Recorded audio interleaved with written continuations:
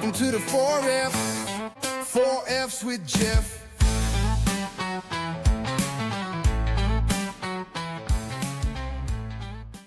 Welcome back to the show.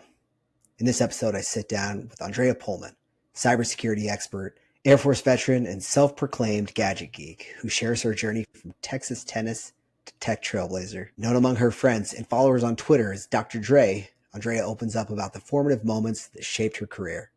From discovering the Casio Magic Diary as a kid, to navigating military service, to rising through the ranks at Microsoft. We talk about the power of nicknames, the sting and the value of failing fast, and the importance of tactical empathy in the workplace. Andreae breaks down the hacker culture behind DEF CON and Black Hat, offers practical cybersecurity tips for everyday users, and reflects on the challenges of being a woman in tech and how she's helping others rise through her work with the Women's Society of Cyberjutsu. This episode felt like a masterclass in grit, growth, and giving back. Whether you're a seasoned technologist or just trying to keep your password straight, Dre's story will leave you inspired, hopefully a little more cyber savvy. As always, just remember, when you have 0 Fs to give, we got you covered. Let's dive in.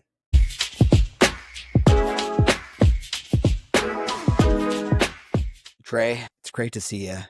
And starting there, I kind of want to ask, I've known you for a decent amount of time, but I've never actually known how you got your nickname. Besides, it's obvious, Andreae Pohlman.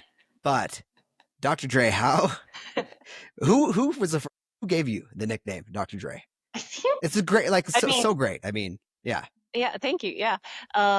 It might be a little bit more self-proclaimed. I think there were people that just have called me Dr. Dre because my name, Andreae Pohlman. Andreae Pohlman is a hard name to pronounce for some reason. I don't know. I don't think my last name is as hard, but it is different spelled. Both of my names are spelled differently.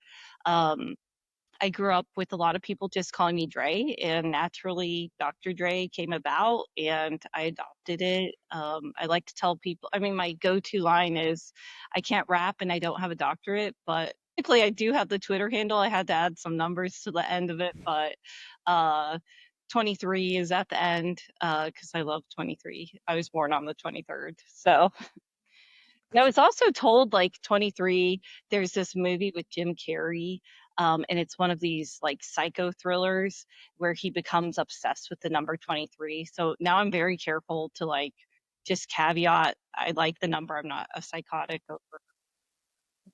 It's important. Yeah, That's exactly no what a Jim psycho Carrey. would say too. Someone who is obsessed with it would be like, they'd really just call that out too. Be like, I'm absolutely not obsessed with this. Don't worry. Yeah. But yeah, so No, I that's got funny. through just people calling me it, and I've just adopted it, and it's easier, and I feel like it establishes street cred, with a lot of Definitely. folks. Mostly I like nicknames in general. I think it makes you a lot more personable. It says, hey, come into my circle, you can call me Dr. Dre or Dre. I like that. That's true. It is. I'm a nickname fan myself, but I've never thought about it being a vehicle for inclusivity. But you're right. It totally is. You introduce someone, if you know them by a nickname, then you automatically have a level. If you're introduced by a nickname, you automatically have a level of comfort there. Yes. And I like that point. My And I'm a big fan of that. calls me Dre all the time. And I notice the circles that we hang out with, they just start to call me Dre. And I'm like, oh, whoa, that's cool. And yeah, I think my whole family likes to shorten my name to Dre. It's easier. One syllable, like Jeff. You don't have to worry about multiple syllables and if you're pronouncing it right. Yeah, it's true. I mean, you talk about hard names. My name is not. I think I can relate to that. My name has 4 Fs in it. People get all kinds of confused with that. Anyway, Dre, again, it's awesome. So Dre, so now that we have the important background on your name, which obviously is the most important, can you tell? I know you as a cybersecurity expert, but before you got into cyber, you had you'd done a bunch of other stuff, right? I mean, you went to grad school. I saw you had, I saw you at the beginning of, right when we were chatting, sipping on your GW mug, and I was reminded about your education at GW, and yeah, there it is. Cool. And Morning. but so, Is what's that? It's worn in. Oh, Been it's well, through the yeah. washer Well a few used. times. So, I mean, yeah, can you give like your background in your own words? Oh, sure. And I can be lengthy. So I can give you the Yeah. short version and I can give you the long version. And We'll do it all. honestly, I In can your try words. for the short, it will still be long. Don't do it. Don't do it. We have time. Um, Let's do it. I want to hear all of it. yeah, I grew up in Texas. I'm from Texas. That's why I have the Willie Nelson in the background. And actually, his face is the state of Texas, and it's also Oh, the that's cool. state of New Mexico here. And then you've got Oklahoma, and obviously he's wearing some Texas flag. And then the whole painting is Texas. So I'm, one of those crazy Texas obsessed people. Sorry. Oh, nice. I know, to fit in with my obsession over the number 23. But yeah, you know, I got into tech. I think I've always been kind of a gadgets person. I actually was looking up like I have several stories of what got me into tech. And one being gadget focused. I will send you the link to this, but I think I was like 9 or 10 when this came out in the Casio Magic Diary. I don't know if you've ever heard of this, but I found a TikTok of an advertisement of it. So it'll give you like the feel of it. And I just gravitated towards that. Growing up, I always wanted a computer. I was begging my parents. We were a family of five, and or actually no, we were a family of seven technically. How many? So I have four siblings and two parents. So yeah, family of seven technically. So, getting a computer was definitely a luxury. So finally, I think by the time I was in fifth grade, we got one. And just, I don't know, I just thought that was the key to the future.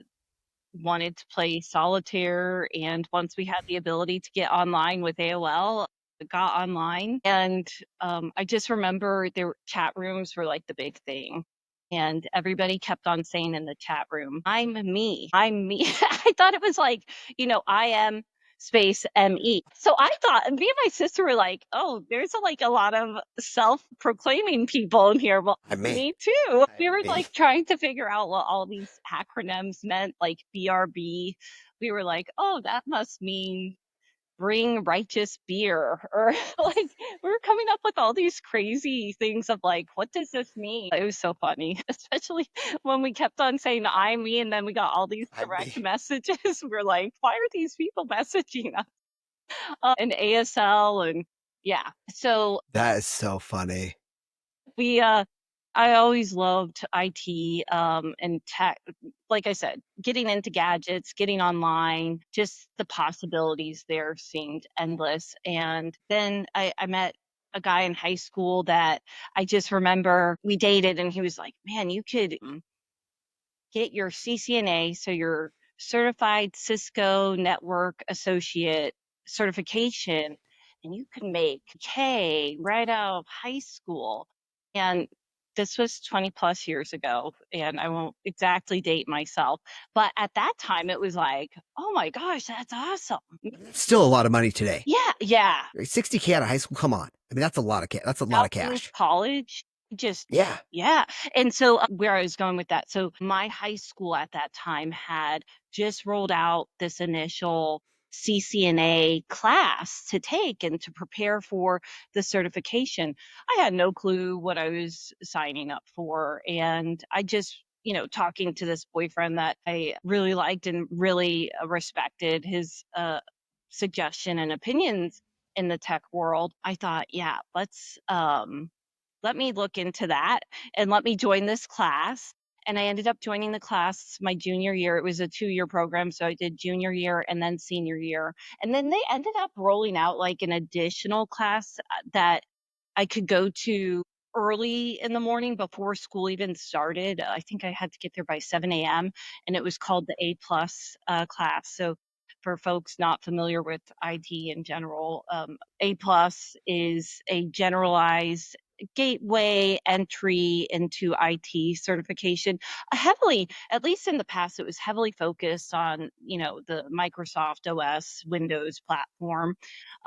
So I took those courses and got really used to being like the only girl in the room. which, I mean, I didn't pay too much attention to until I think I got a little bit older. I just thought, okay, yeah, I mean, it's not for everyone. I was always like a tomboy growing up.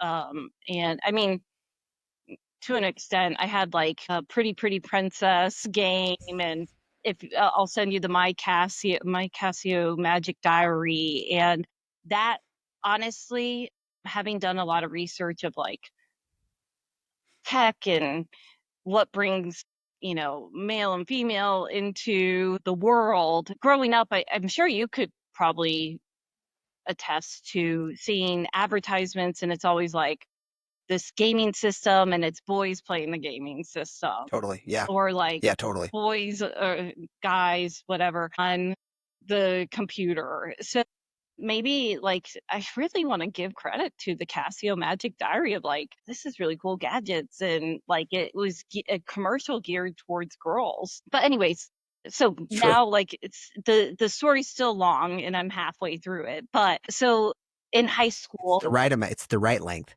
thank you. In high Yes. school, I met this guy. He told me CCNA. I was doing the CCNA stuff, and I come from a military family. And growing up, it was like, you're joining the military. That's how you're going to pay for your school. And we have a lot of family members, and we can't afford to send everyone off to school. And, my parents joined the military, and they leveraged the GI Bill, and my grandfathers were in the military as well. And I believe one or both had used the GI Bill as well to help pay for their education. And so that was like, I was just programmed, I'm joining the military until my junior year. Around that same time, I started getting into the CCNA courses. I got cold feet really quick. I thought, I can't have people yell at me. I can't do push ups. Like, what am I thinking wanting to join the military? And I remember all my high school friends being like, well, didn't the guidance counselor tell you anything about it?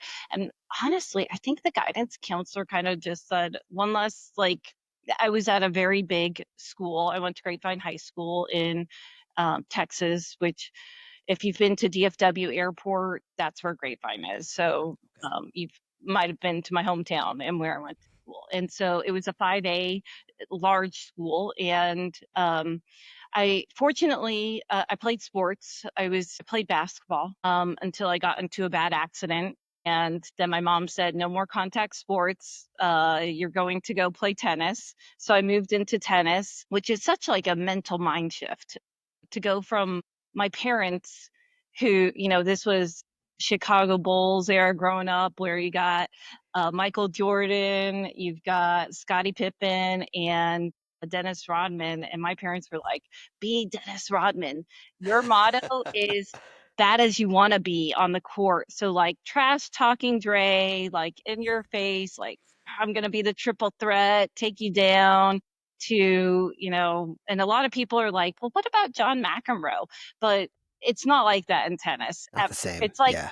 tennis is such a polite sport. And I remember my Grapevine High School tennis coach, Coach Martinez, giving us coaching advice, and he would always say, kill them with kindness. And it's like, I hate that. But honestly, it does work. So, anyways, I got cold feet. I didn't think I was going to be able to join the military. I told my tennis coach, I need a scholarship.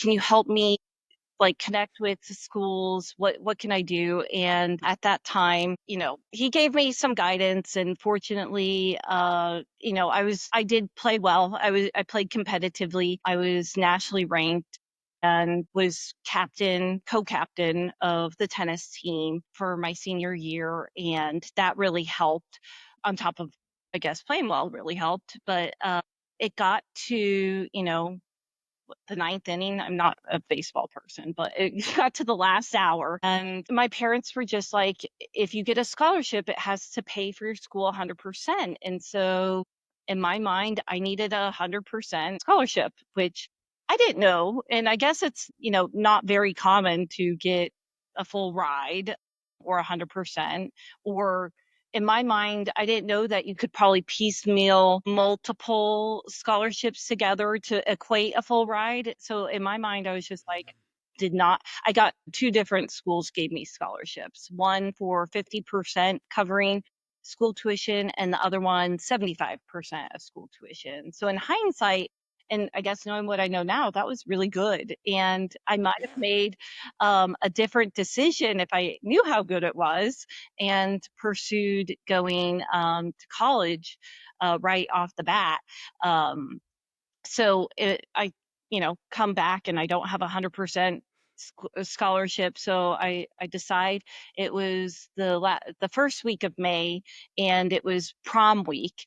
And I remember going down to the Air Force recruiter and signing the dotted line saying, yes, I'll join the military. My parents always told me the Air Force is the country club of all the military branches, and it sure was. But I mean, it was definitely, I don't want to Sure. oversell it. It was definitely hard, probably the hardest thing I've ever done, but the most impactful, wonderful gift I feel like I had to be able to serve. And I couldn't recommend it more. I think it was the best experience in so many different ways, from just general success and yeah. So I joined the military, and that's really when, at that point, I committed to getting into tech, because the recruiter actually, so my brother, I'm the middle child. My oldest brother joined the Navy. Um, and, that kind of comes into play too with my decision to join so quickly. So my two older siblings, um, I saw them go to community college first at home and kind of fiddle and fumble around, and then ultimately end up joining the military anyway. And I'm like a band-aid type of person, like just rip it off. Like I don't want to let it linger there and hurt more than it needs to. And my brother had come back from the Navy at that time too, and he said, like, if you're gonna do it, just do it now. Like just join, get it done with. Like you'll be done in your early adulthood, and then you'll have the rest of your life ahead of you. So like I'm really, really grateful. My brother, I mean, my whole family gave me really good advice, but my brother gave me the best advice in general in life, but especially for the military. And he told me, with his experience, he had told me, do not let the recruiter sign you up for anything outside of what you want to do, because they have quotas, right? And Sure. if Yeah. somebody says, just sign me up for anything, I'm joining the military, you're going to be probably like military police, or being, I forget, like a chef, like working in the kitchen, which I mean might be nice. And maybe I did need that job to get better at cooking in the kitchen. But yeah, so my brother had told me, like, just tell them what you want. And I thought, tech, obviously, I know now tech pays well, because the boyfriend said 60K right out of high school. So I said, I want to do anything with IT, working with computers. And the recruiter said, well, how about this? It was 3C0X1, 3 Charlie X1, and which is what most people might call an MOS, but in the Air Force, we call it an AFSC, which is just a nice way of saying it's your job code.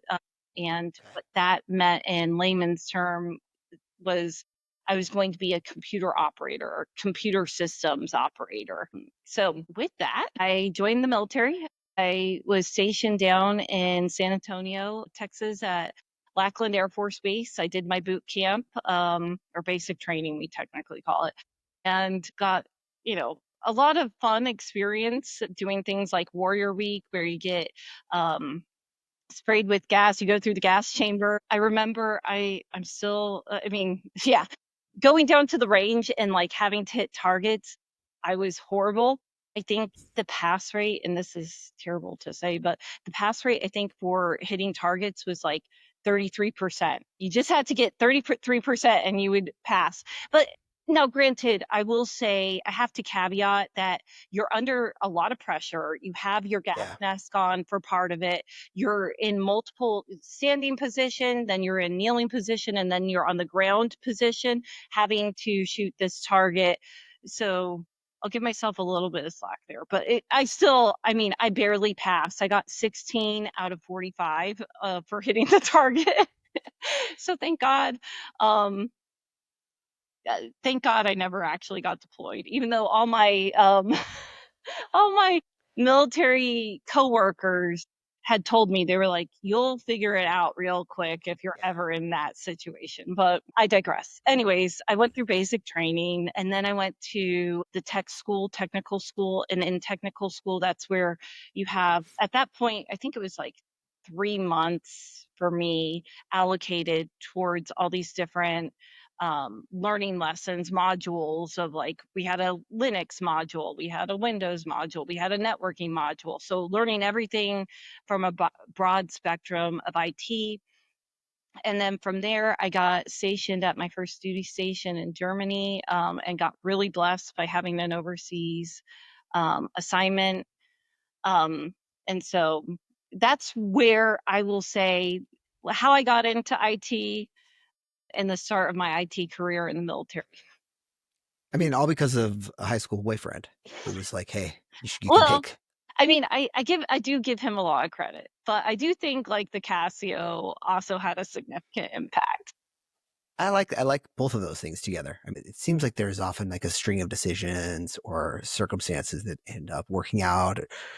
Maybe not just one thing, but a bunch of different things, at least multiple different things that led you to get into the military and then get into IT. And And I I give mean, him a lot of credit, and I've told him, yeah, yeah, I'm very grateful for that positive influence. yeah, that's cool. And both of the, for both of all of those things. And I mean, I didn't the point about, I mean, just that I was imagining in my mind when you were talking about your U.S. basketball, just clearing the lane, throwing elbows, and As you know me as a coworker, I'm sure you can really see that. you get to learn new things about people. You never know. I didn't never know that about you, so I like it. All right, so you're in the military, you're going through this, you make it through basic training, and then you go to technical school, and you get in technical school, and when you kind of went further into this technical school, did you realize, did this kind of confirm your view on, yeah, I really like tech? I mean, I'm guessing it did, or was there ever a point when you're just like, I don't think That's a great this is for me, question. or Yeah, no, because even I remember my sister, she was also in the Air Force. And that was also another motivation to join. But that's another story. I had very strict parents growing up, and that was another catalyst of like just deciding after seeing her graduate from basic training in the Air Force that I was just like, my mom had said something in our house, our rules until you're 21 or you can join the military. And I said, that's it. I'm joining the military. I mean, that it was like that week coming back, that first week in May, prom week. And I remember just telling all my friends there, like, oh, I'm joining the military. Everybody was, they kind of knew, but it was still like a shock. But yeah, yeah, but I brought up my sister for a reason. So she had a friend that she knew in a similar career field, and that girl was like, how would you ever want to do this for the rest of your life? I can see how like tech might, it's not for the faint of heart. I don't yeah, think it's, and I know sometimes I get kind of stuck into like male female perspective, but I mean, it is, like I mentioned earlier, it's I never noticed being the only girl in the room. It was never like an issue for the longest. Even in the military, I always felt like, there were so many people, very diverse backgrounds. You have people from other countries joining our US military, for example. I just remember everybody having their own hurdles and different backgrounds. And so we really like that's what I love about the military. We really banded together. They're the people that, I mean, I would take a bullet for all of them. I would die for them because they were my people. They are my people. So there, I don't think there was ever a real time that I questioned being in tech until later, where it was taking these certifications. You were at Microsoft too in the era of Kevin Turner and, hey, we have Azure and everybody needs to be certified in Azure.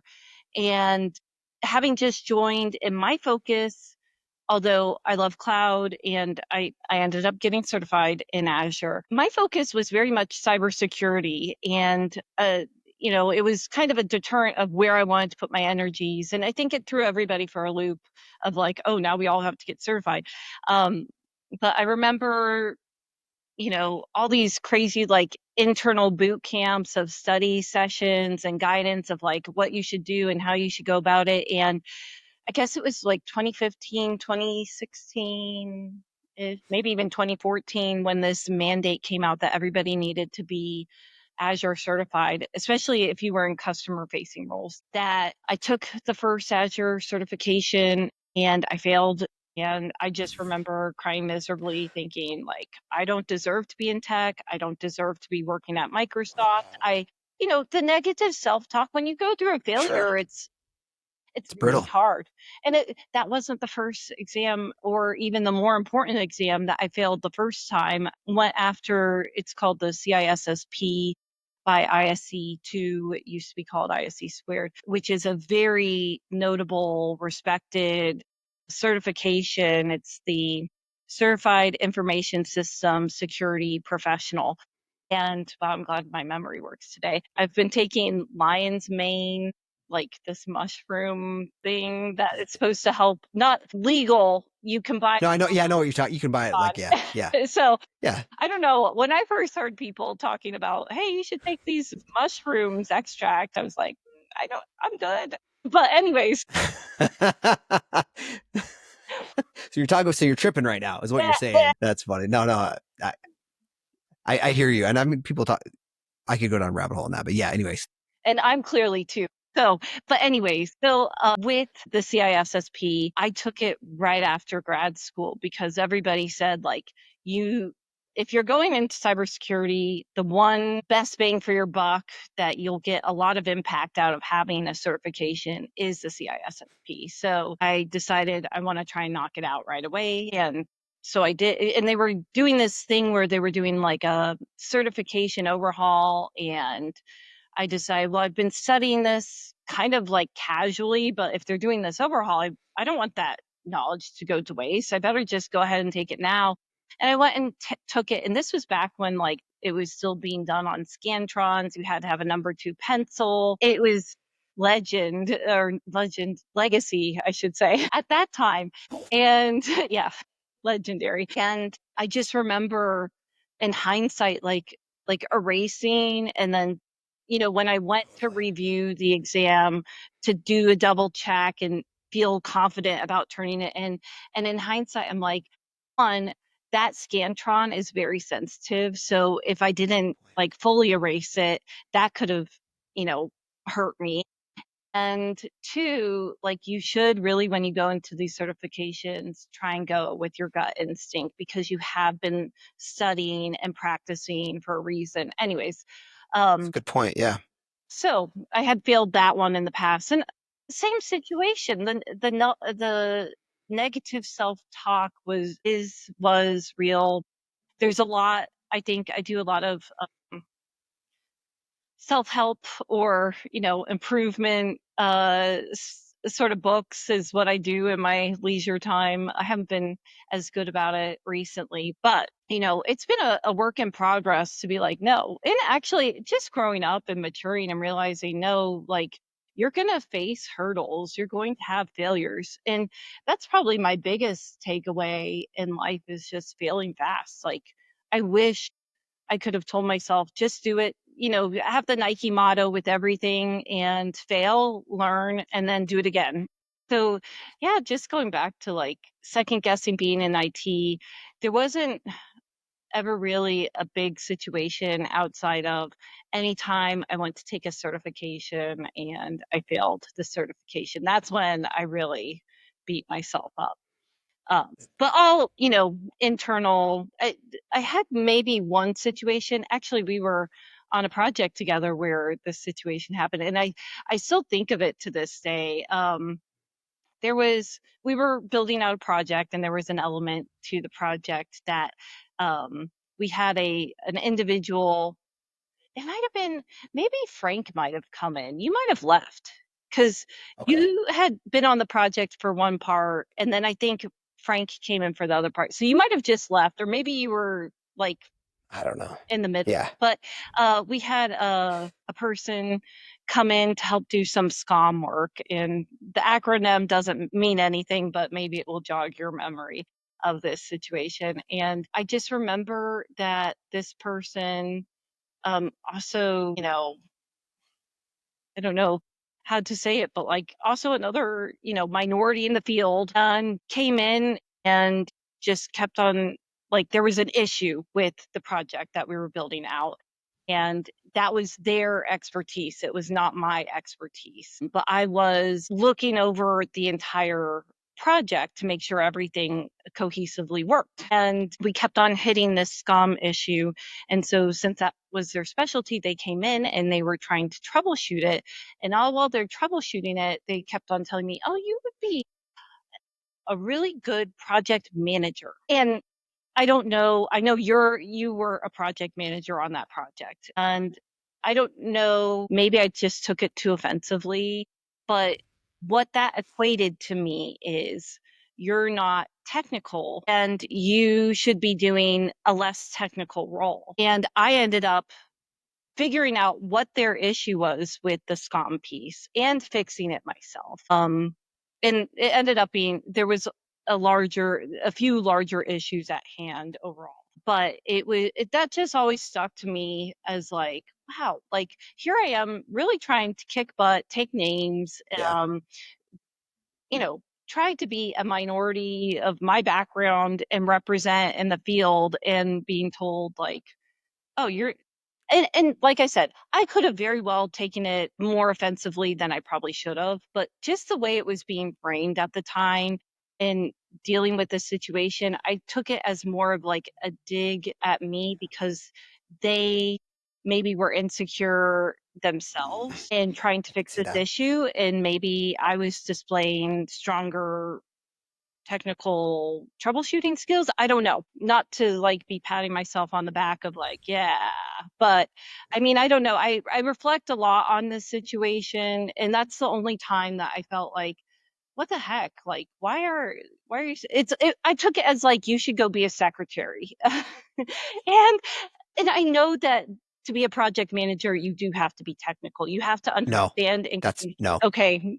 no. But Yeah, I've looked like the reality is, I mean, you know, you know me, 0% technical skills, and But you don't have you're to be. so And so I could effective. see why You're I could so see why you'd feel that way. effective Yeah. at communication and getting the job done and working in that world. And I feel like you have to know the language a bit.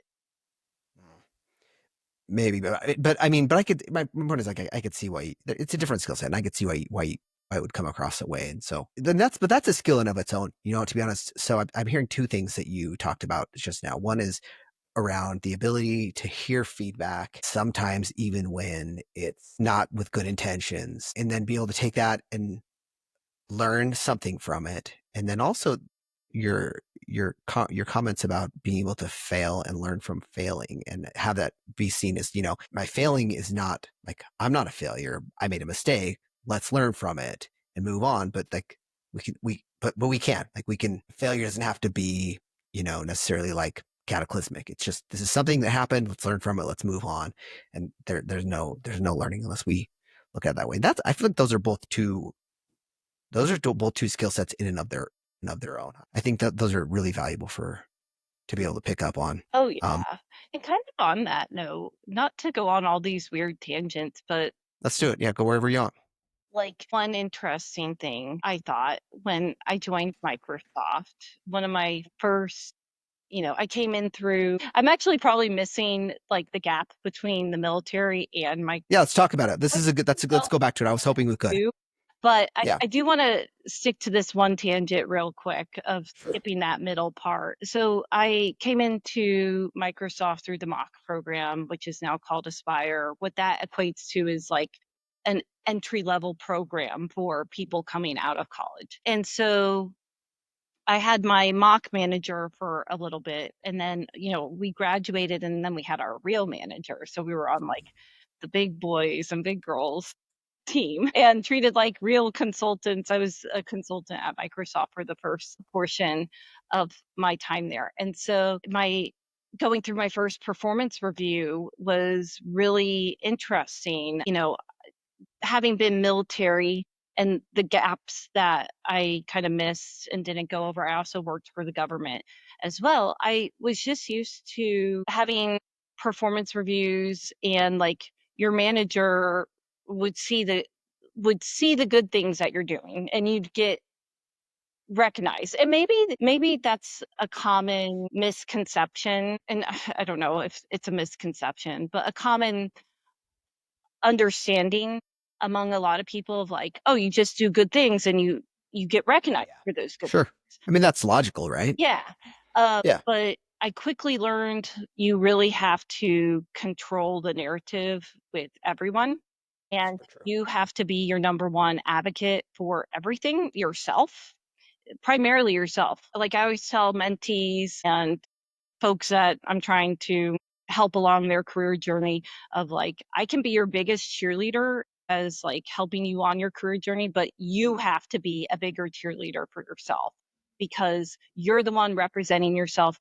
You care about your success more than your manager ever will. Your manager is caring for their success. And everybody has this first person mind. It's just human nature. We have to think in the first person.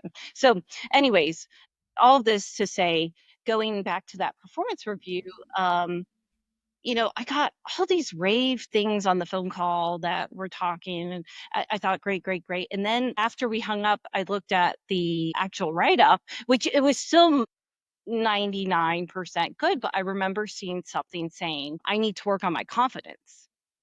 And, um, and this is the reason why I wanted to bring it up because I've done a lot of research on this. I've been told this by multiple managers at Microsoft about confidence. And in hindsight, in doing all this retrospective and trying to think of like the bigger picture here, I think it's more of the fact that I've taken into these manager relationships of coming from a place of vulnerability and being open and honest about, like, oh, I failed that Azure exam. I don't know if I'm going to be able to pass the next one. And by making those sort of statements and being vulnerable, they take it as, managers have to give constructive feedback and they can't tell you everything's all nice and rainbows and unicorns all the time. So if you're giving Sure. them something to, give feedback on, shame on me for that. Anyways, I digress on that part. The whole reason why I brought this up is that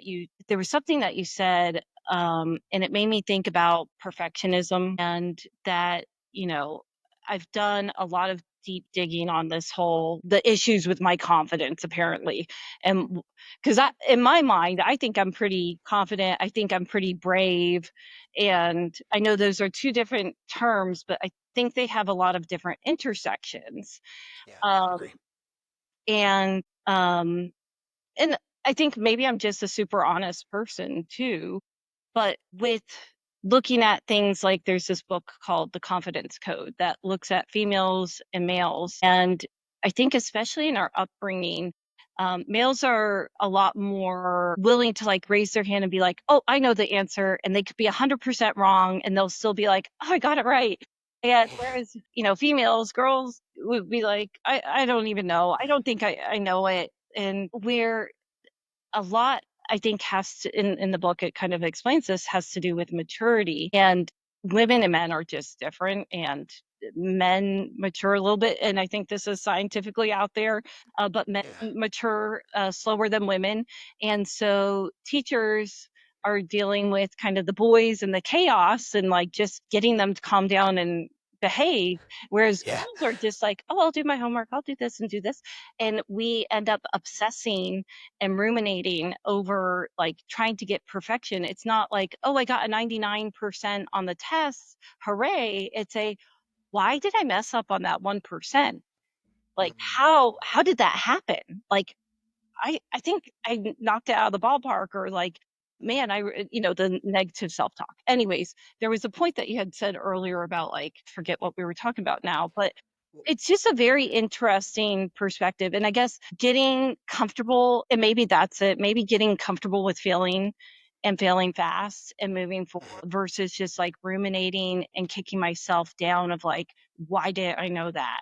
Like, I should have known that, or what have you. So that is kind of what I wanted to say on that. Thanks for breaking that down. And I'm gonna check that book out. That seems really interesting. And the review process in and of itself was a different animal to get used to, I think, for me. And getting that, yeah, it's a different. I remember my first review at Microsoft, and it was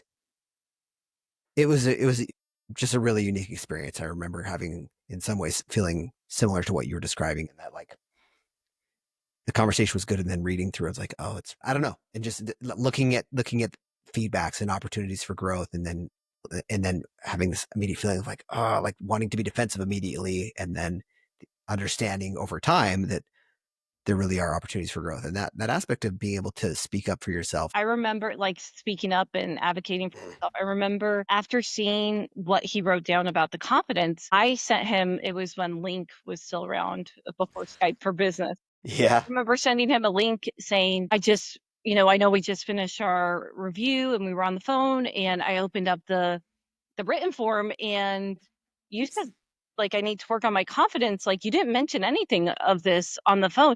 And I'm so proud of myself for, I guess that's my example of bravery of like, I could have just like buried it deep and been like, what the heck? I'm mad. But I grabbed the bull by the horns and said, hey, what is this? Like, why didn't you share this on the phone call with me? I remember after sending him that link, he quickly called me. He was like, hey, I just want you to know you're doing great.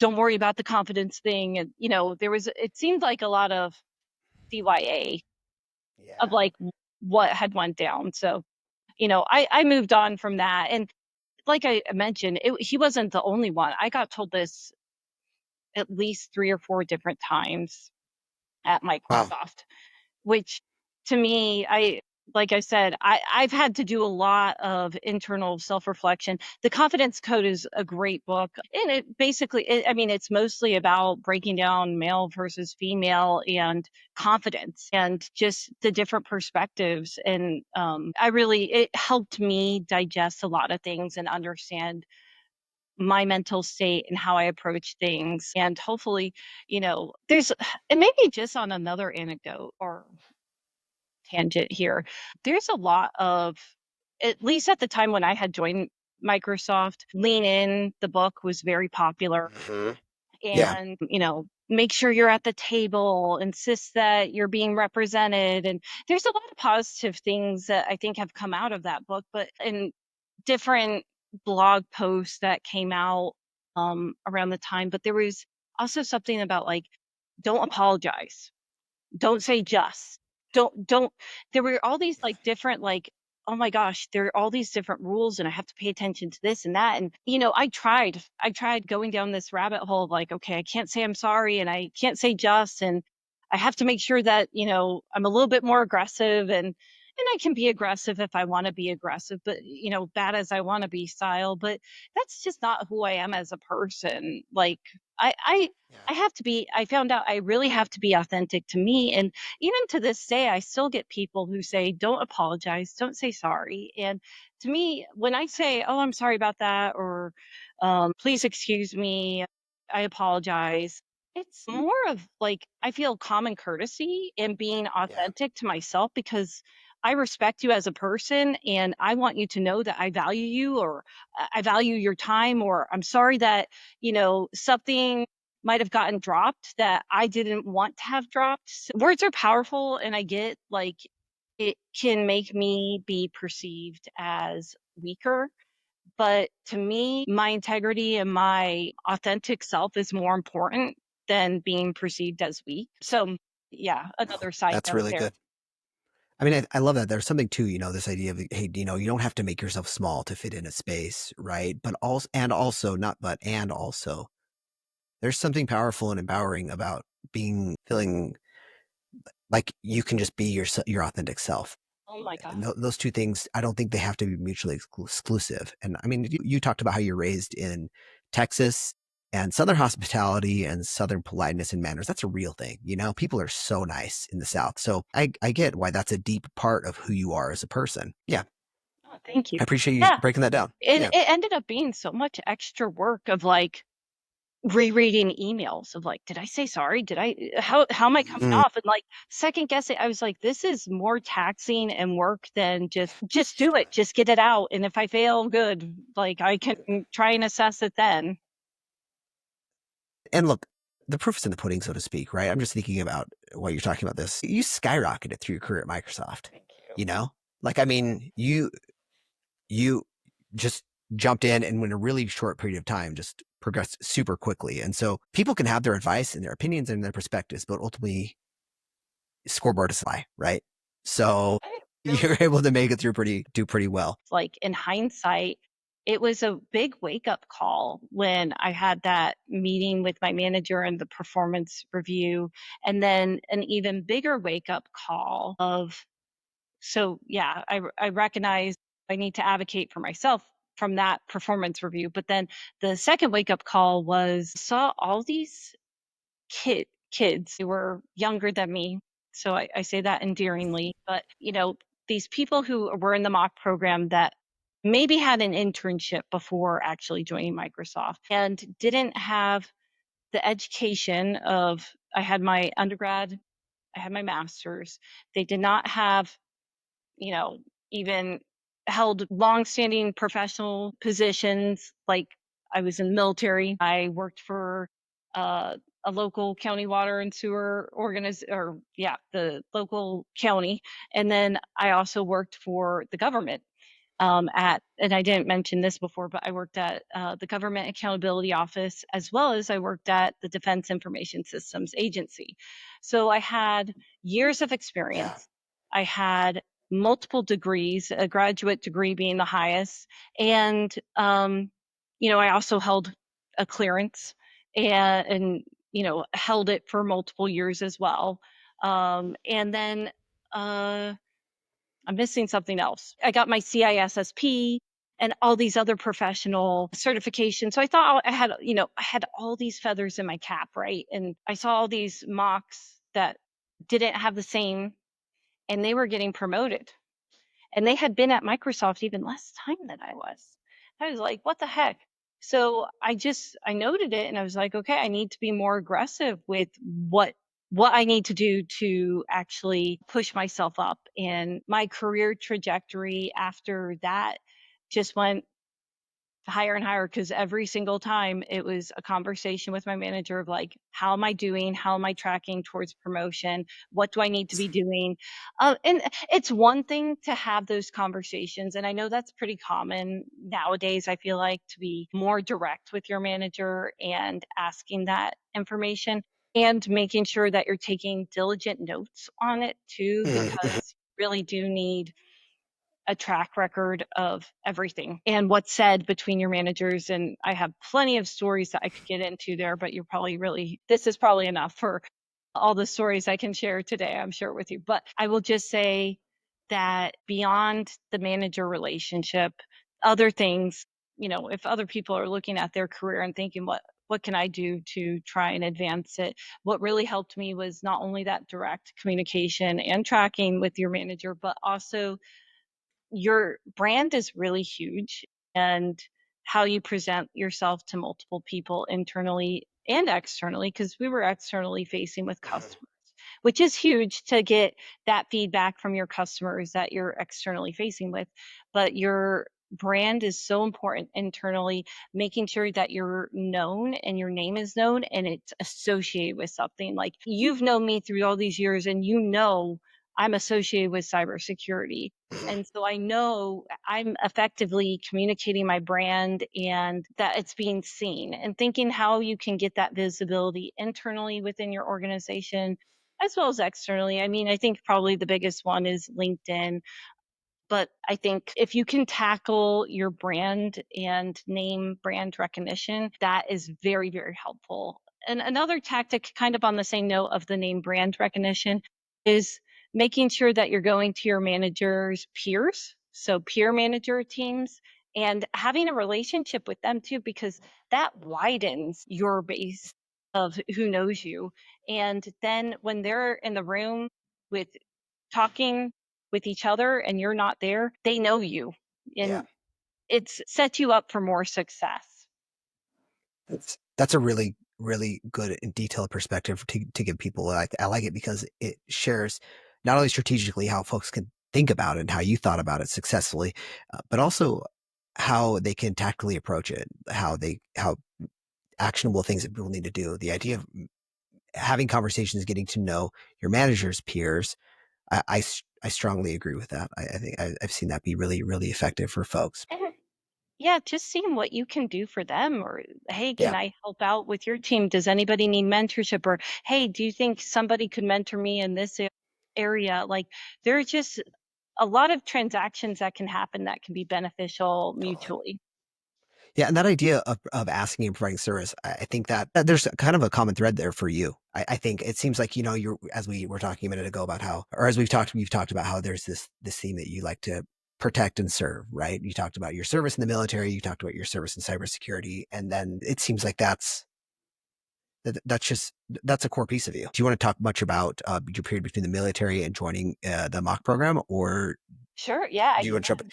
can. Okay, So I, I was in the military. I did just under the 4-year commitment. There was a little bit of there was a program at the time that you could get out a little bit early and still get the full benefits. And at that time, it just seemed, I joined to get a lot of the educational benefits. And if I can still hmm, get all of that and get my honorable discharge and act like, or, basically get the equivalent of the full time in there, why not? So I took yeah, advantage totally. of that. And I mentioned my first duty station and my last, I guess, technical like working at duty station was Ramstein Air Base. And then I separated the Air Force at Eglin Air Force Base, which is in Florida. So I lived and worked in Florida for about 2 years. I went after getting my community college associate's degree. And fortunately, I was able to get 2 degrees out of it because something with like the military and the college credits that I got through the military were able to get applied, and got 2 different associate's degrees. And I'm trying to think if anything was really notable. I mean, I worked part time. I was a barista for a little bit, not at Starbucks, but at a place called Emerald Coast Coffee.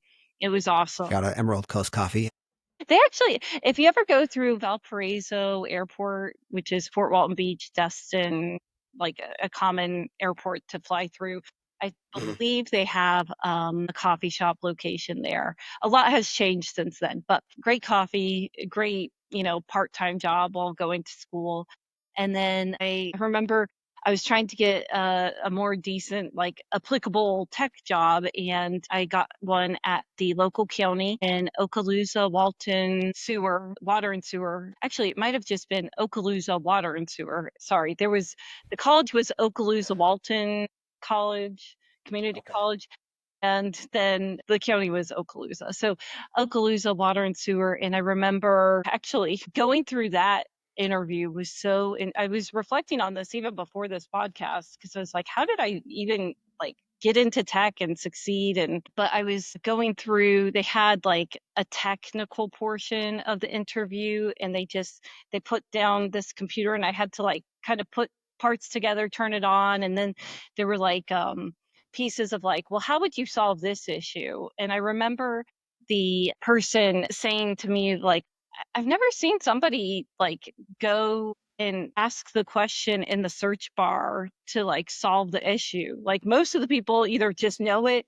or don't know it, and you leverage the tool. And they really liked that fact about my technical portion of the interview, that I was able to like, well, if I don't know it outright, maybe I can figure it out here. So yeah, I worked there, and it was an interesting role because I did both tech and they needed like accounting in a weird way. It was Hmm. a weird position where like I had to go through and make sure that the water meters and sewage information that was getting pulled actually matched up and that we were billing appropriately. So it was a nice little hybrid role. Definitely got to wear multiple hats and, do less with more, or no, do more with less.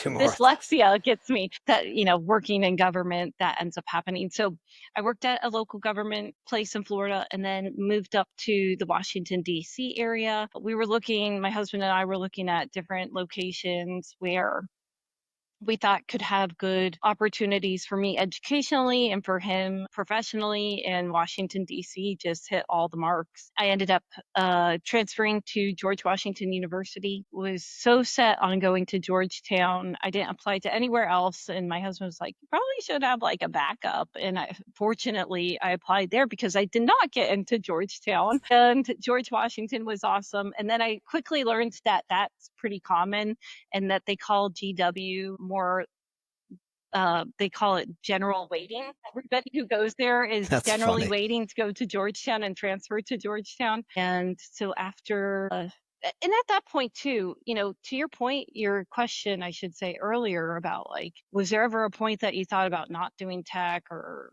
thinking like maybe this might not pan out? And that was the time too, because I thought, man, tech is hard. And you know, it can sometimes feel like a little soulless too. It's just Yeah. you're working with computers and there's not a lot of emotion, and you don't see like an immediate impact and effect on folks.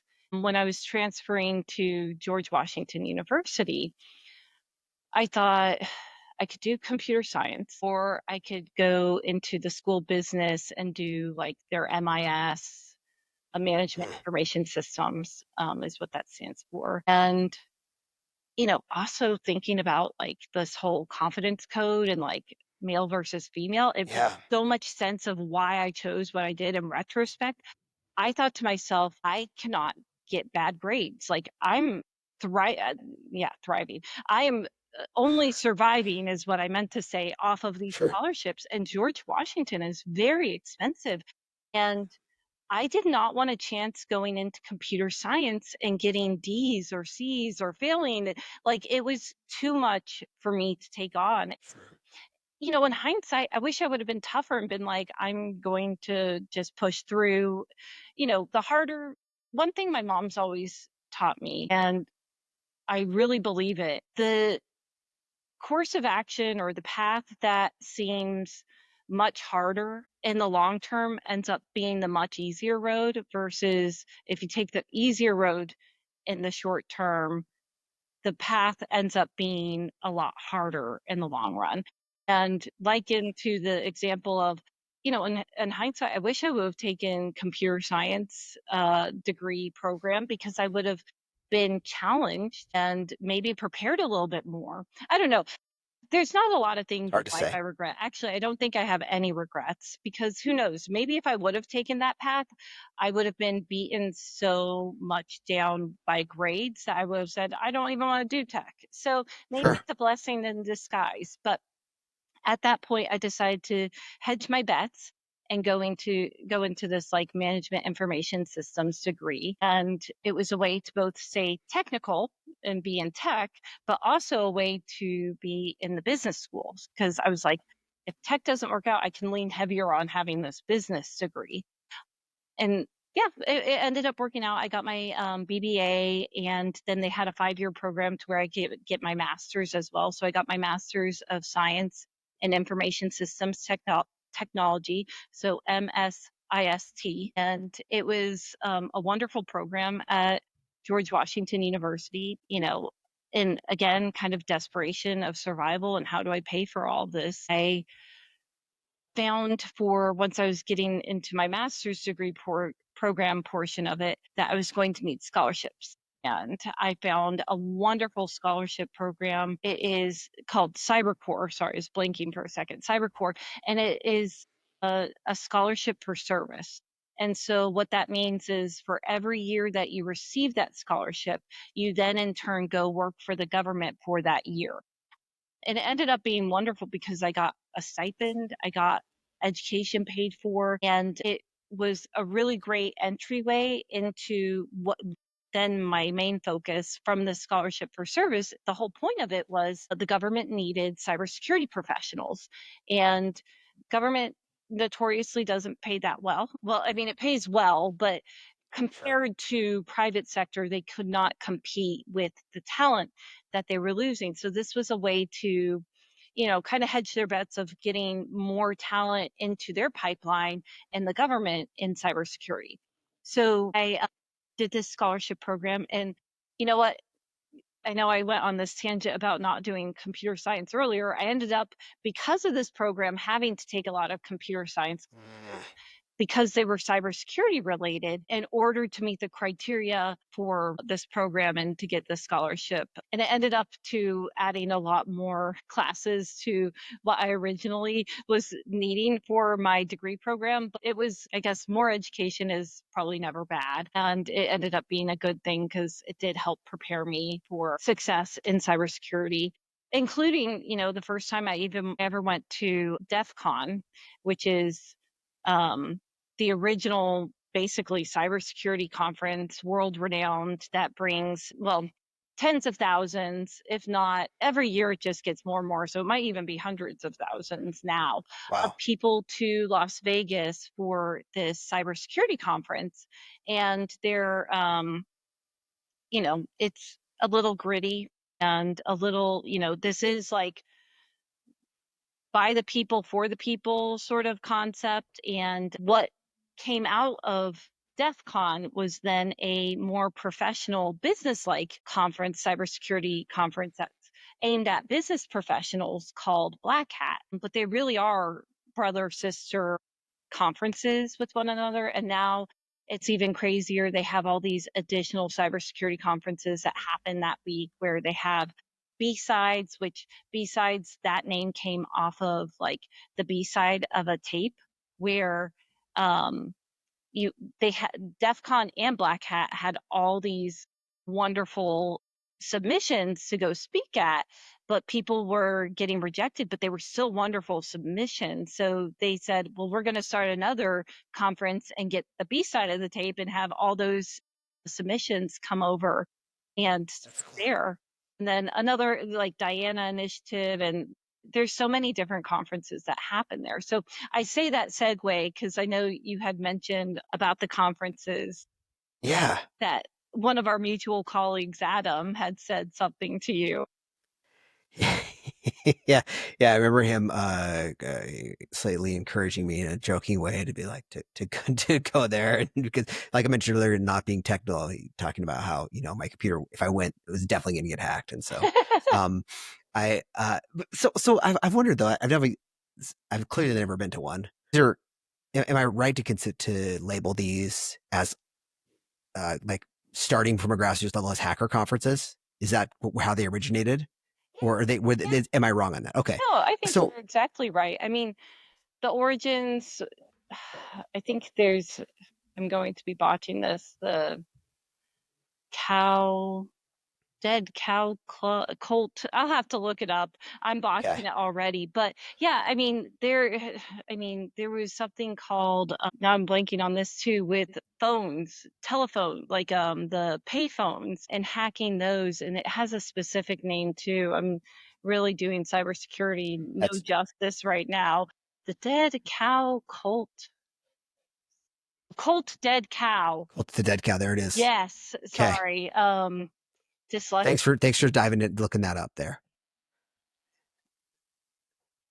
That actually goes into the super origins and still is on my need to read list. Just all these stupid self improvement books I become more into.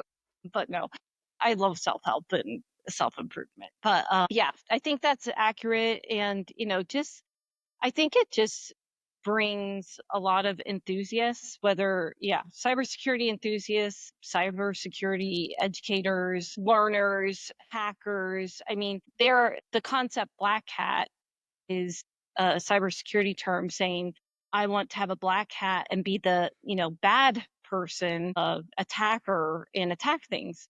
Where white hat is known as, I want to be a good cybersecurity professional and do research and help to prevent the bad things from happening. And then you have gray hat, which is like the mixture of the two of doing good and bad. And you really need kind of both to be able to do the good. Sure. I digress. No, keep going with this. So Your question about like who it attracts. I think yeah, hackers is a good term to use, but you know, even myself, like I don't consider myself a hacker per se. I consider myself a cybersecurity professional, and it is so vast. There are so many different jobs and job types within cybersecurity. Like if I was SOC analyst, or that's a security operations center, and looking at dashboards and seeing when alerts are popping up and then responding to those alerts. I'm not necessarily hacking anything. I'm actively in a role having to deal with security incidents. So, yeah, hopefully that kind of paints a picture of like it attracts multiple types of people. There are hackers, I would say a large amount of hackers that go there, but I think there are large amounts of other populations within the cybersecurity profession that attracts as well. fair enough. So it sounds like the value of the conference is to come. It's essentially an opportunity for education on new, exciting ideas, just relevant topics to learn from experts in their field who have figured things out, or recognized as experts, and you can learn firsthand from them, like any other conference. Yeah, the conferences, and I pluralize it because DEF CON and Black Hat, like DEF CON was the original, and it's Okay. far more cheaper than Cat, but they are sisters and brothers. Okay. And a lot of the folks that end up getting accepted and invited to speak at Black Hat end up also going to DEF CON. And Okay. the days are kind of rolling to where you can do Black Hat first and then you can go to DEF CON. So a lot of the concepts that, if you end up going, a lot of people are like, if you're going to pay out of pocket, just go to DEF CON because you're going to say similar, if not a lot of the same sort of content. Um, I would say DEF CON is just like grittier. It's like the people who really want to be in cybersecurity and really are enthusiastic, and not to knock Black Hat, because I love Black Hat too. It's just Black Hat brings a different sort of clientele. um, Sure. it's all the business professional people, the people who are like, I don't want to get hacked, and like I just want to get like the right sort of business contacts for cybersecurity and like close a deal, or like just be able to know who's who and all the different. I mean, both are great in their own respects, but I would say Black Hat draws business professionals, whereas DEF CON can also attract business professionals, but more the people who just want to learn and understand different types of attacks that are more prevalent, or 0 days that have come out in the analysis. But at DEF CON, I will just highlight that for a second. DEF CON is actually, all of the conferences are huge beasts. It is a lot to take in and wrap your head around of like everything that's there. Cause like a Black Hat, for example, you have the business hall, and the business hall is so huge and so overwhelming. And there's all this different types of swag. And that's one of the benefits of going to Black Hat, I would say, is like the swag is really good there, but the cost of attending is really high too. And then they have all these briefings, and the briefings are 2-day briefings. They have other things that they've added onto it, like you can go early and attend these very highly renowned training by SANS that gets brought into Black Hat, that they have these specialty types of education that you can get certified in or credits towards or recognition for attending. But that's basically Black Hat. You have briefings, and then you have these educational classes that are happening, and then the business hall. At DEF CON has like all these briefings, which the briefings are cool, but then there are all these different villages that are happening throughout. And you mentioned the Wall of Sheep, and the Wall of Sheep is an area that is kind of like a village of itself. But besides that, they have like the IoT, the Internet of Things village. They have pick locking village. Oh, There's that's just cool. all these different villages. There's like a ham radio. You can go get certified that weekend in ham radios, which has always been like on my wish list to go do, but I've been going since 2011 and still haven't done it. So, and I'm going this year, and I don't think I'm This going to year. have enough time to do it. So I'll make it a next year problem. Yeah. Those self-help books aren't helping. No, just kidding. They are. I just need to make a plan and commit to it. That's funny. But really what you'll hear a lot of people say, and I was actually just listening to a podcast myself around getting hyped up for this, and they say like skip the briefings, go network with the people. Honestly, that's the most exciting thing, I think, why I go year after year, why I've been going since 2011. I feel like it's kind of like my cybersecurity family, and like our reunion is happening It's in cool. Las Vegas, and it's, I don't know, it's really fun. I remember one of my favorite podcasters in cybersecurity, Paul Asadorian, had said, "Oh, it's kind of like the spring break for cybersecurity professionals," which I think is a very accurate way to put it. But it now has a more commonly referred to term saying hacker summer camp. And a lot of people are like, "Oh, are you attending hacker summer camp?" And that just means like you're going to Las Vegas for one of the many conferences that are happening at that time. I like that. It makes it seem more, I don't know, just more relatable, right? Hacker summer camp. Who can't get behind that? Sounds like that sounds like a time. Even though I feel like it's closer to, like, spring break chaos. Is it? I mean, yeah, well, it's But Las I Vegas. like it's Yeah, definitely more professional hacker summer camp. that's funny. So, like, you talked about the villages and people learning different things like that. That's I like that. I didn't know that, and I like that idea of like, finding like a niche to. I don't know, maybe you want to learn how to pick actual locks. That's super interesting. So, and then we've also talked for a second just about how the kind of jokingly about non cybersecurity folks showing up there. Uh, in a somewhat related question, like I'm not technical. We've already described this, but what what can I do? Like, what could I do if I was in the scenario where like, okay, I really did want to go to a place like this, or just in general to keep myself better protected? Like, what should I be doing as, you know, Joe consumer at home, to keep myself safe, as safe as possible on a network. This is a true story, by the way. I have an iPhone now, and the reason I have an iPhone after I went away from my Windows phone is because a conversation that I had with you and our other coworkers about that, and the takeaway was, I believe you just said, we're talking iPhone, Android, and you were like, iPhone's just more secure. So I was like, okay, well, I'm doing iPhone, then like that's it. And then I've always been there because I'm like, it's an easy answer for me. But anyway, so So, yeah, what actually, can I on else can I that do? note, and You because switched. I know, got Okay. the iPhone here. Okay. Um, no, I'm okay, I started off with an Android, and Okay. I love Android. I think it's an awesome operating system for a small platform, or yeah, a mobile device, small platform. Like, do I need all the different capabilities and like customizing it and getting into like the super techie parts? I learned that I didn't. I want, I took a usability course, I'm sorry, user interface. Wow, I almost said user interference.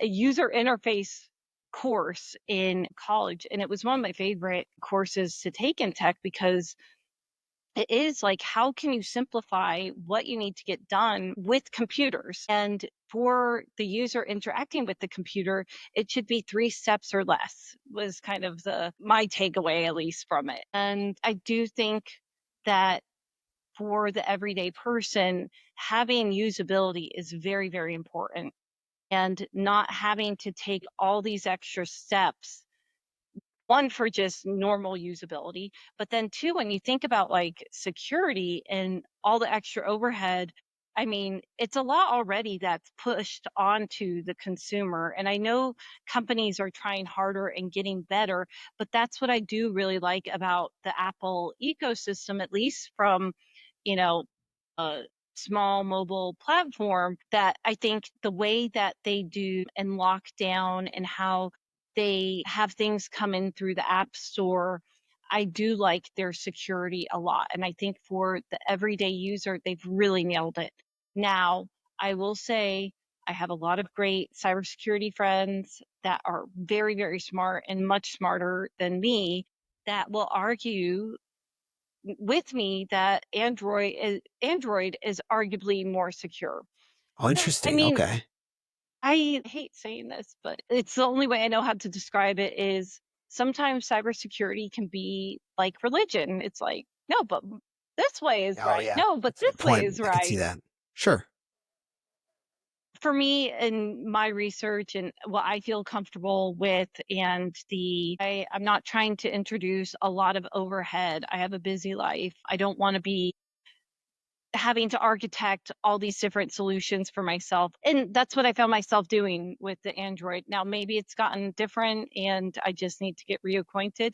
But for me, I think Apple has really tackled simplifying usability and simplifying security. And I think Yeah. that's what you really need for end users. But as far as like advice now, it's kind of just knowing, like, if you know you're going into a battlefield, like a hacker conference, or um a situation where you're not I mean, you could say, I'm going to another country, and what security precautions do I need to take where, surveillance is pretty high. And so one common thing, as like, I would say, as a noob, or It's somebody fair. not as, I guess, technically savvy, and maybe not technically savvy, maybe just not security savvy. Either way, it's accurate for me. And, We're good.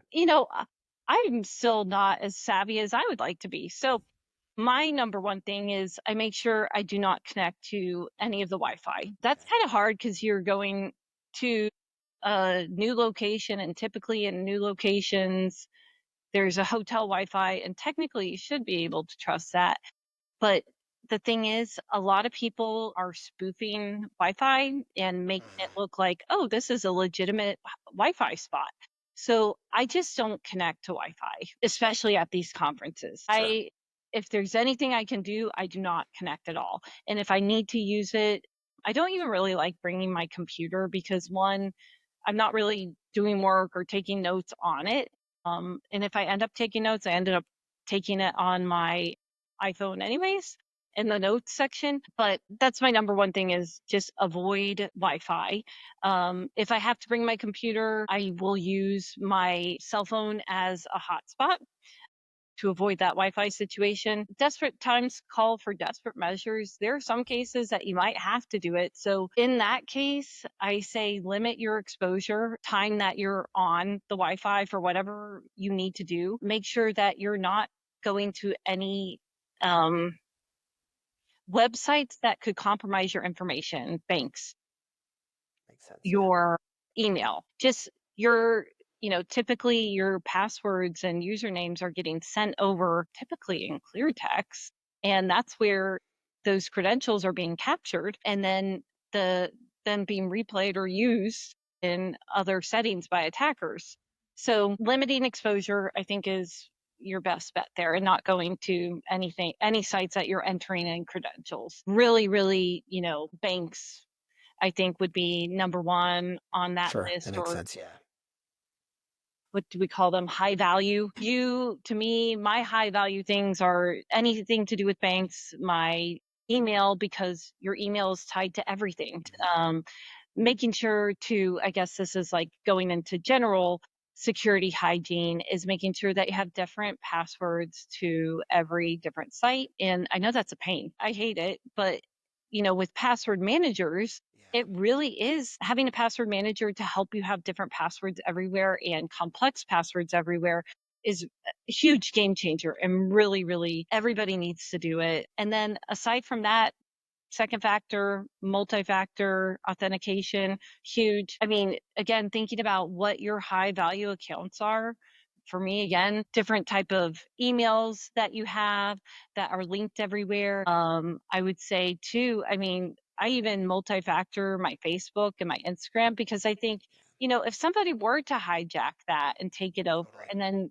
and I've seen friends, and it just looks embarrassing. And I would think too, it would look the worst for me, because I'm a cybersecurity professional, and it would be like, Right. she Yeah. should really know better, and I should.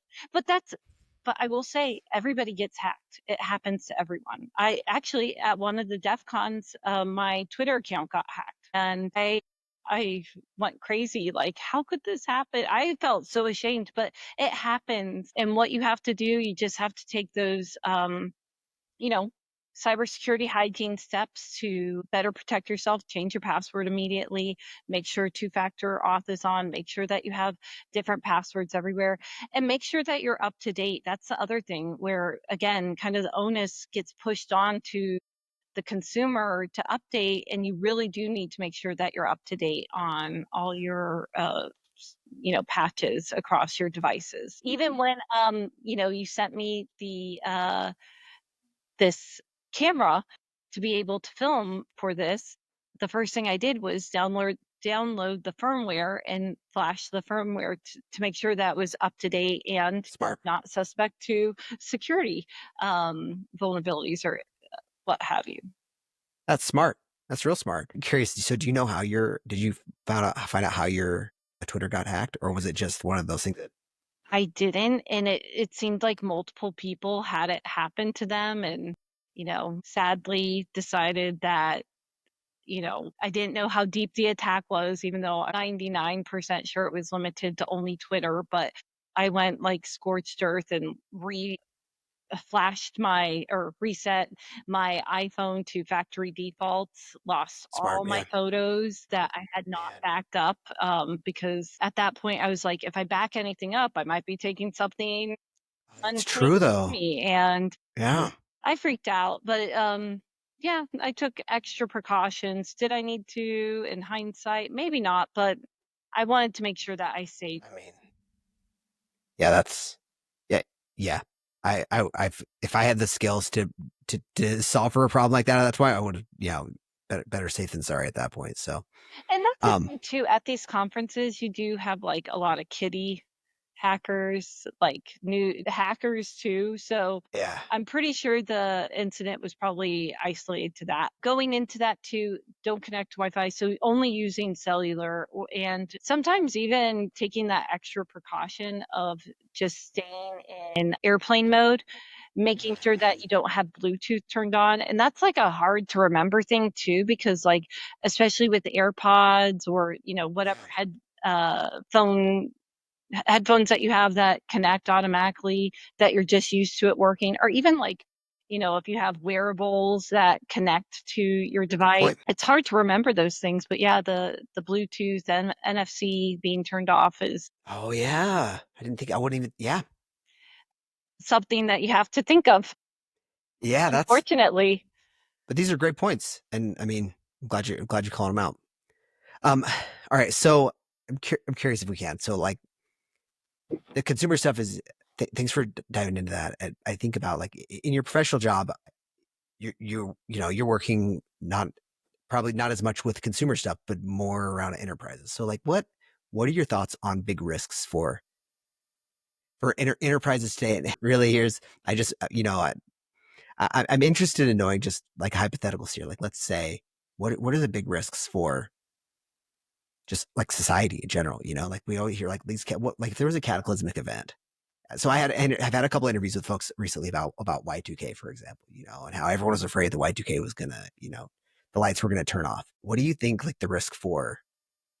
Is there something like that out there, like for a current day, that you think that is like the today's risk of like the proverbial or the actual lights going out, or something like the financial systems? To your point, you talked about banks, or I don't know. Yeah. Uh, you know, uh, where there's a will, there's a way. And Sure, I mean, that's all I feel like hacking is. Like, where there's a will, there's a way. People will find a way. But that being said, at least in the US, in what, I recall from a lot of the conversations back in my education around cybersecurity, and this specifically, is that we have a pretty disparate system. And so, like, there isn't like a kill switch that we have to turn off the internet. It's just multiple places. So, for there to be, I guess, a heavily coordinated attack for that to happen, I guess that is a possibility. The likelihood, I don't know. That's also, risk management is just calculating the vulnerability and then the likelihood together, and that will show you what your exposure is. And so Are there multiple vulnerabilities that this could happen and what the likelihood of that is? I think the risk is low, and I know I say this now and maybe I'll be, anytime I say anything, it's like, oh yeah, I was proven wrong. You wonder. Tomorrow, Well, I mean, Jeff will be yeah. like, hey, I thought you You said, were wrong. I'm gonna call you. I call you. I'm gonna try to call you, but the phones are out. And I'm like, well, yeah, you told no. me. No. Um, and two, I guess, there was another follow up to that I wanted to share that. Well, you were talking about how the system, the system. Like I'm just thinking, like all of our infrastructure throughout the country and the world, I Yeah. guess, is there's not one master kill switch, like you said. So, I mean, I don't know if that's by design, but it's That a point and kind yeah, of picking up where I think, because that really does jog my memory of where I want to, is really supply chain attacks. That's where I get worried. And we saw this with SolarWinds, the management system that a lot of people uses. Microsoft was really heavy in helping customers prepare, and maybe not prepare. It was more retroactive than proactive. They were very fast to it. So sure. I guess maybe that's why I think of preparing, or, you know, basically attacking as soon as organizations could attack that situation that they were dealing with at hand there. That's where I get worried. But, we do see a lot of changes come out of specifically from that attack and handling supply um, chain management a little bit better now. Yeah, that so for those like me, like I mean, I remember reading about Solar Winds, but like remind like what can you break down into for the layman kind of what that was about? Yeah. So maybe I can quickly recall, but essentially, SolarWinds, it was a large scale, sophisticated cyber attack that compromised the IT management software company SolarWinds and its customers. The attackers, believed to be Russian intelligence, infiltrated SolarWinds systems and inserted malicious code into the updates for their Orion platform, which was their widely used network management software. This allowed them to distribute a backdoor, um, dubbed Sunburst, to thousands of organizations, including government agencies, major corporations. Unknowingly installed they ended up unknowingly installing the infected update. So that was kind of it in a nutshell, and attributing this to Google AI real quick because I needed to jog my memory since there are so many new attacks that are. Oh yeah, so much to keep on your mind. Yeah, yeah, yeah.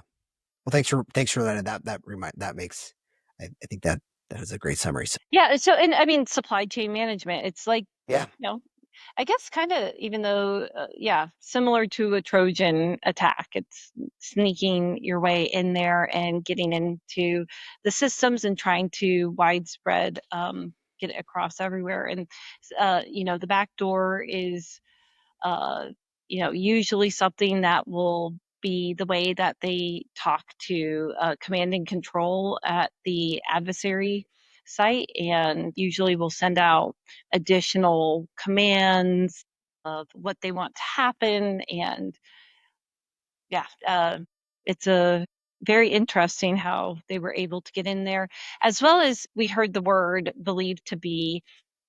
That's something too in cybersecurity. I'll just point out that attribution is very, very hard, but we do see a lot more news doing a bit more of hinting at attribution, like we just saw and heard from that quick summary there.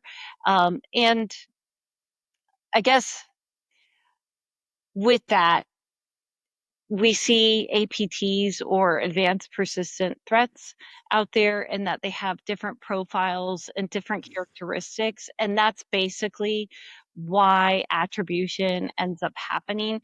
Now, there have been multiple situations where we've also seen, kind of piggyback adversaries. So there might be multiple adversaries and they piggyback off of another adversary that's always already in the network and hide below that adversary. So it can get very complicated very quick. And that's why, attribution is very hard. But, there are these profiles of what we call state actors and even, just notorious groups, attacker Sure. groups that are out there that show a different style in how they attack and the tools that they use. So those profiles can get built.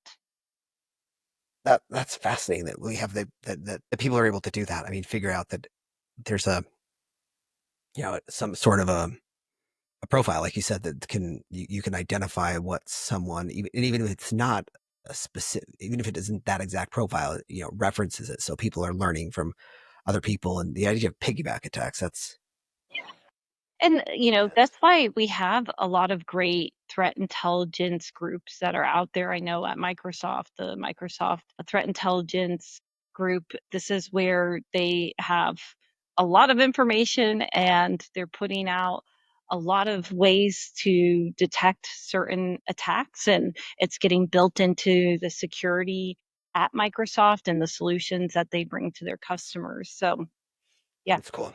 That's fascinating. cool. So I want to get your thoughts before we run out of time here, if we can, on AI, because I feel like every few years there's this thing that comes around where it's like, oh, this is going to be the next thing, and sometimes it is a thing, and sometimes it's not a thing. And I personally think that I think that it feels to me like something fairly, like something that's going to be fairly material, and substantial.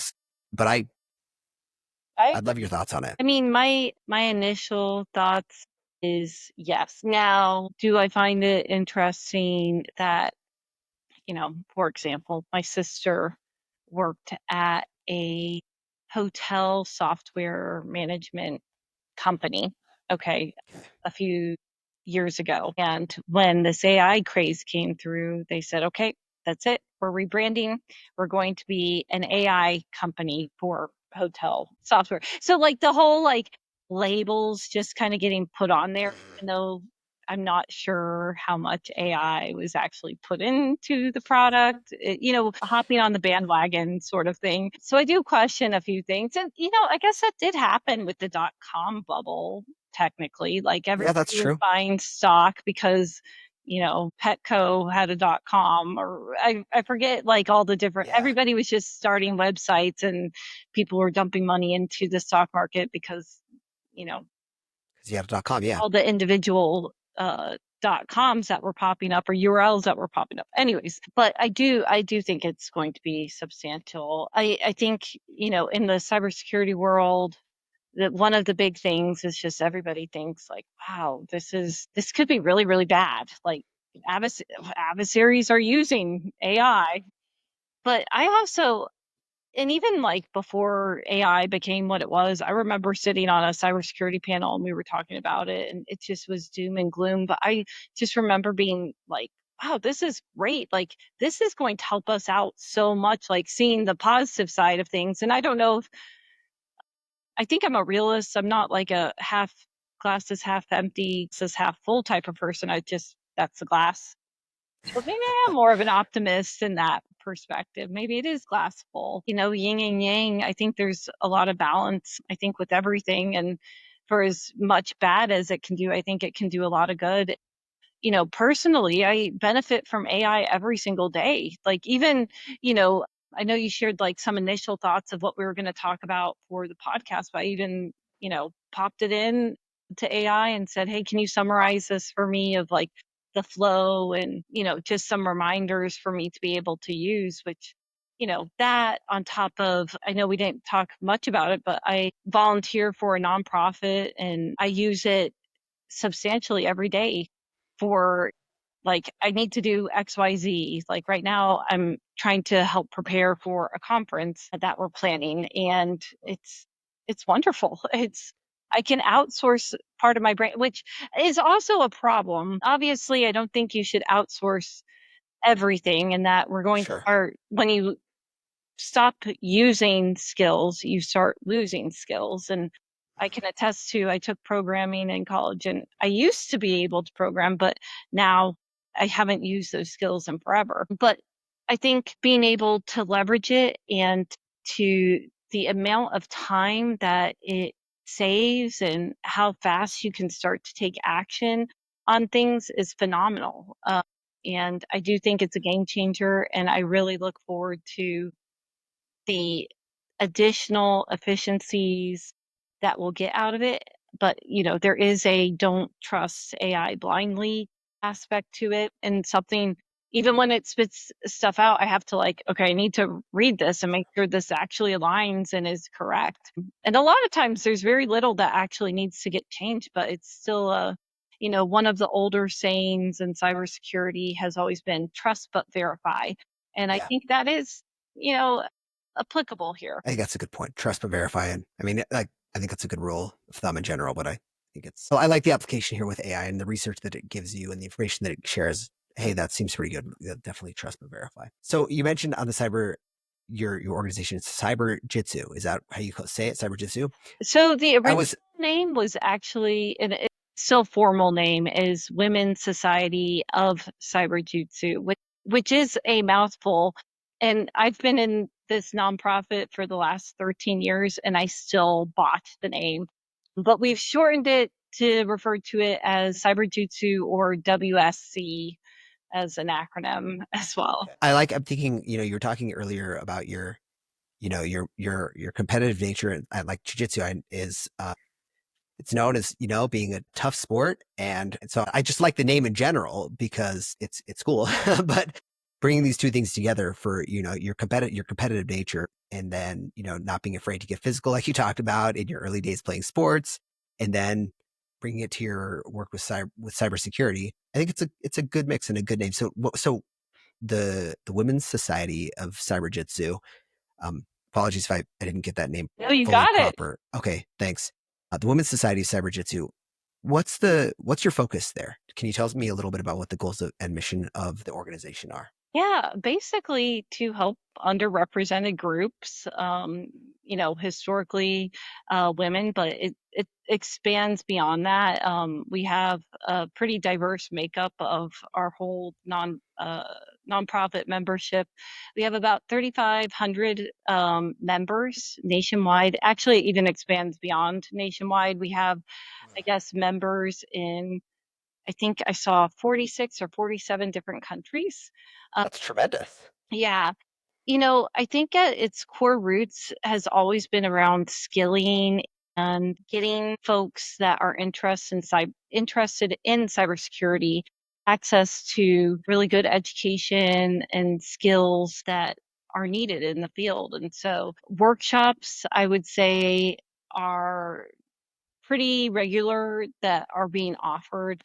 I know personally, I recently took one that they offered for its members of how to leverage AI in capture the flags. And capture the flags are a really great way if you're getting into cybersecurity to work your muscles in cybersecurity, because you're given a challenge of where would you find this, or how would you decode this situation? And you kind of just go through all these different Easter eggs within, typically they set up a network to try and hide these flags for you to capture. And that was really good because I guess it opened my eyes up to understanding like kind of the bureaucracy right now with capture the flags. And some capture the flags say that you can't use AI in order to participate in this whatever capture the flag event that they're hosting, which a lot of people still end up using AI anyways, and Sure. they're off time or off the network to do their research. Because Yeah.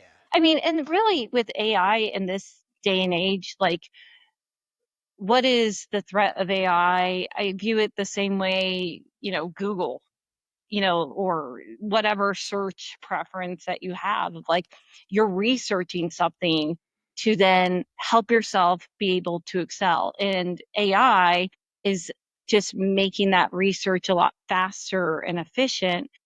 Yeah. You'll have to fact check it, but you still have to fact check stuff you research yourself on Yeah.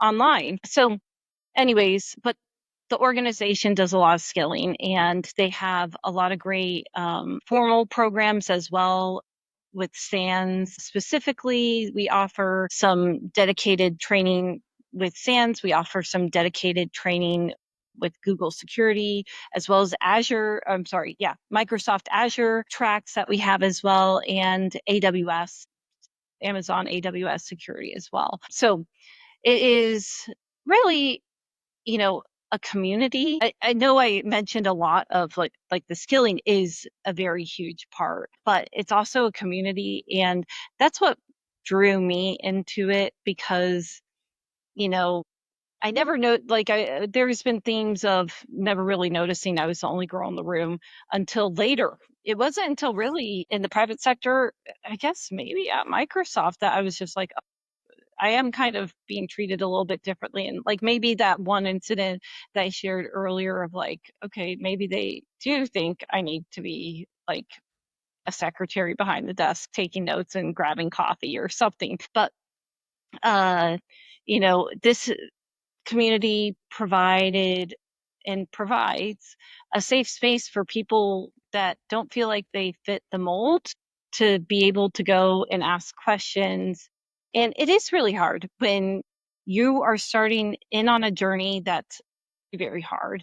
IT in general is very, very hard. It's not, like I said, it's not for the faint. Like, it's very complex. It's not intuitive. And, then pair that with cybersecurity, which, to me, cybersecurity is just like take IT, but then you have to reverse engineer everything in IT. So it's just like 20-fold, it feels like harder than tech in general. I think, being able to provide a community and just say, hey, you're not alone. Like, this sucks. And I have this suggestion, or this, I did that in that situation. And being able to connect with people and hopefully give them a better leg up than what I had. It was always my goal of being able to do some sort of outreach because it has been hard. And, in retrospect, I'm so glad that I did it because it's been the most rewarding career and pursuit. And why I even went into cybersecurity.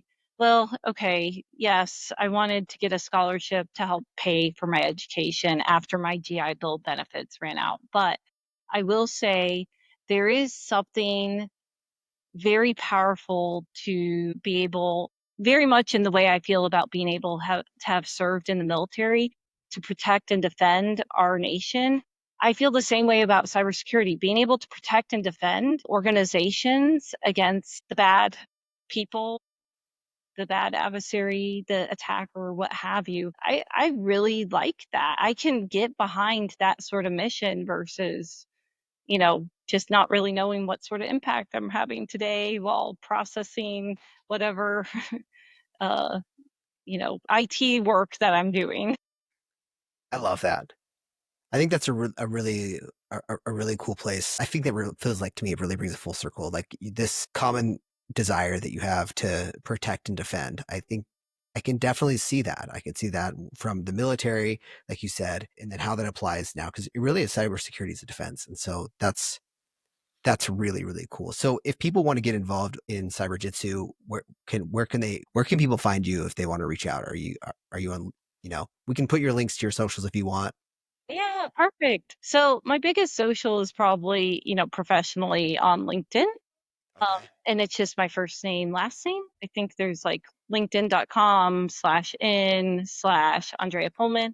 Would love to Okay. connect with anybody who would like to connect there. And Women's Society of Cyberjutsu is just womenscyberjutsu.org, and happy to drop that in links for you. But if you need it spelled out, I know it's I grab it. Yeah. cool. Dre, thank you so much. I really, really enjoyed this. Thank you so much for having me. No, thank you. 4 F's with Jeff.